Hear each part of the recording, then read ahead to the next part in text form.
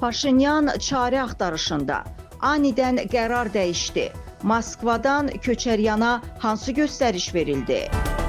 Ermənistanın daxili siyasətində artıq müxalifət arasında didişmə prosesinə start verilib. Baş nazirə qarşı impeachment prosesi müxalif düşərgədə fikir ayrılıqlarına səbəb olub. Etimadsızlıq prosesi gündəmdə olmasa da, hakim partiya fəal şəkildə seçki qabağı kampaniya aparır. Sentyabrda vətəndaş müqaviləsinə keçirilən seçkilər parlament seçkilərinə ciddi təsir göstərəcək. İdarə heyəti üzvlüyünə namizədlik iyunun ortalarında başlayacaq və partiyanın bu dəfə 100-dən çox namizədinin olacağı proqnozlaşdırılır. Artıq 50 nəfərin adı hallanır və bu şəxslər son günlər durmadan rayonlara səfər eləyir, rayon təşkilatlarının ərazi strukturlarının üzvləri ilə görüşlər keçirir. Bu qurumların könlünü almaq, xoş xətir saxlamaq üçünsə partiyadaşlar min bir oyundan çıxır, hətta bir-birinə, konkret olaraq rəqiblərinə badalaq vurmaqdan da çəkinmirlər. Çünki yalnız kollegiya seçkilərindən sonra parlamentdə təqdim ediləcək seçki qabağı siyahı məlum olacaq və mexaniki olaraq idarə heyətinə üzv olanlar parlament siyahısında da yüksək vəzifələr tutacaqlar.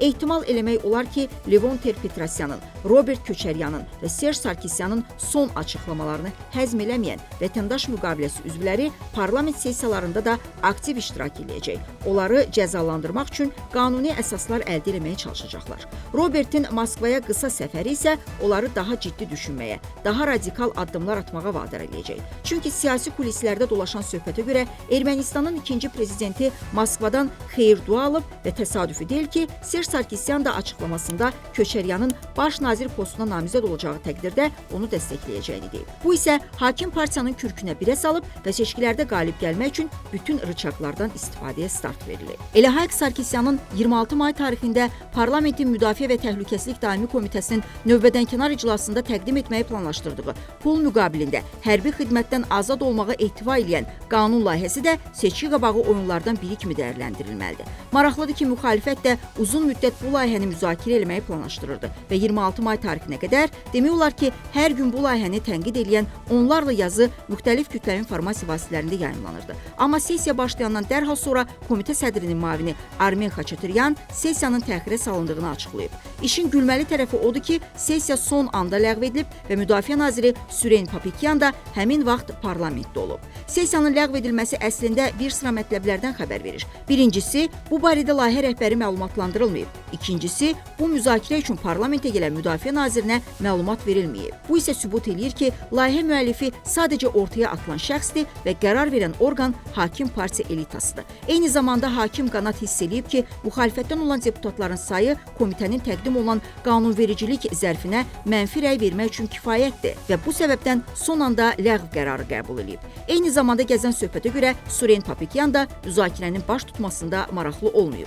Bu zamansa ortaya bir sual çıxır. Qanun layihəsi hökumətin iclasının gündəliyində olub, bəyənilib və Müdafiə naziri Suren Papikyana təqdim edilib. O hətta nazirlik adından müəyyən mövqe bildirib, dəyişikliklər eləyib. Bu isə o deməkdir ki, Papikyan da hakim partiyanın seçkilərdə qələbə qazanması üçün hazırlanan planlara daxil olduğunu biruzə verir. Layihəyə görə çağırışçı 3 variantdan birini seçə bilər. 24 ay hərbi xidmət keçərək dövlətdən yüksək maddi təminat almaq, 6 ay xidmət eləmək və dövlət büdcəsinə 15 milyon dram ödəmək, 1 ay xidmət eləmək və dövlət büdcəsinə 20 milyon dram ödəmək. Bəs hakim partiyanı, xüsusən də baş naziri belə bir layihə ortaya atmağa nə vadar eləyib? Səbəblər müxtəlifdir. İlk olaraq 44 günlük müharibədəki acı məğlubiyyətdən sonra Ermənistanda gənclər istənilən yolla ordudan yayınmağa çalışırlar. Təsadüfi deyil ki, rəsmi olaraq bugün 10 min çağırışçı ordudan yayındığı üçün axtarışa verilib. İkincisi, hərbi xidmətdən yayınmaq üçün küllü miqdarda rüşvətlər alınır və dövlət borcu günü-gündən artan Ermənistan hökuməti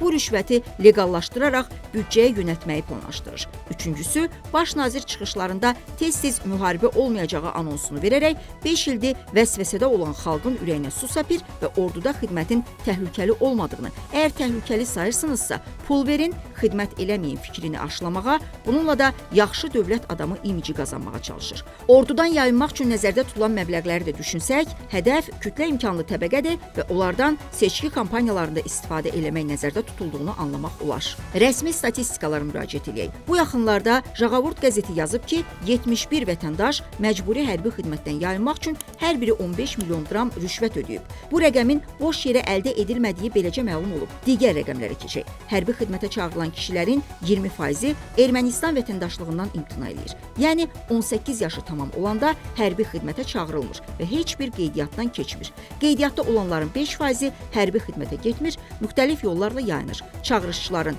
50%-i səhhətinə görə məcburi hərbi xidmətdən azad edilir. Nəticə olaraqsa orduya yararlı gənclərin cəmi 30-40%-i hərbi xidmətə cəlb edilir. Göründüyü kimi ortada böyük bir rüşvət mexanizmi var və hakim partiya bu pulları da büdcəyə əlavə etməyə planlaşdırır. Beləliklə, hələlik qüvvəyə minməmiş və Nikol Paşinyanın himayəsi və razılığı ilə dövrəyə buraxılan qanun layihəsinin aqibəti hələ müəmmalı görünür. Çünki müxalifət hazırda sosial ədalətsizlik və varlı balası kef eləyəcək, kasıb balası orduda xidmət eləyəcək tezisini dövrəyə buraxaraq layihənin ləğvinə çalışmaqla yanaşı, gələcək seçkilərdə özünə xal yığmaq məqsədini güdür.